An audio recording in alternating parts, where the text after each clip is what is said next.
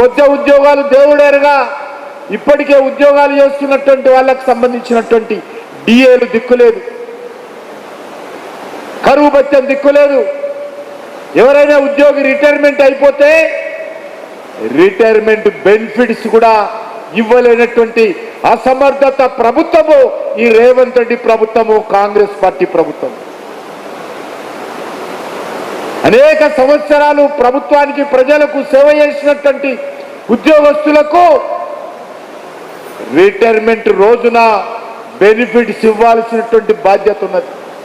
కానీ రేవంత్ రెడ్డి ప్రభుత్వము అసమర్థత కారణంగా ఈ రాష్ట్రము కాంగ్రెస్ పార్టీ టిఆర్ఎస్ పార్టీ యొక్క మరి అవినీతి కారణంగా ఈ అప్పుల పాలైపోయి ఆర్థికంగా దివాలా తీసే పరిస్థితి వచ్చింది. ఈరోజు గ్రామాలలో రోడ్ల రిపేరింగ్ లేదు, గ్రామాలలో కొత్త స్కూల్ భవనాల నిర్మాణం లేదు, గ్రామాలలో రైతులకు సహకారం అందడం లేదు. రైతులకు ఇస్తారన్నటువంటి ఎకరానికి 15,000 ఎక్కడ పోయినాయో తెలియదు. కౌలు రైతులకు ఇస్తారన్నటువంటి పైసలు ఎక్కడ పోయినాయో తెలియదు. రైతు కూలీలకు ఇస్తారన్నటువంటి డబ్బులు ఎక్కడ పోయినాయో తెలియదు.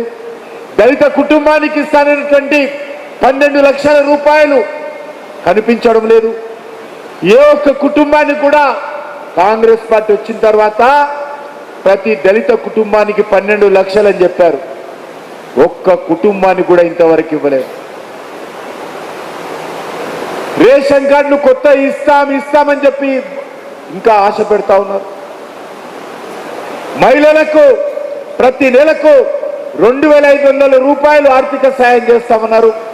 కానీ ఒక్క మహిళకు కూడా ఇంతవరకు అందలేదు. ఈ రకంగా వాళ్ళు ఇచ్చినటువంటి హామీలన్నిటిని కూడా అమలు చేయడంలో కాంగ్రెస్ పార్టీ ఘోర వైఫల్యం చెందింది.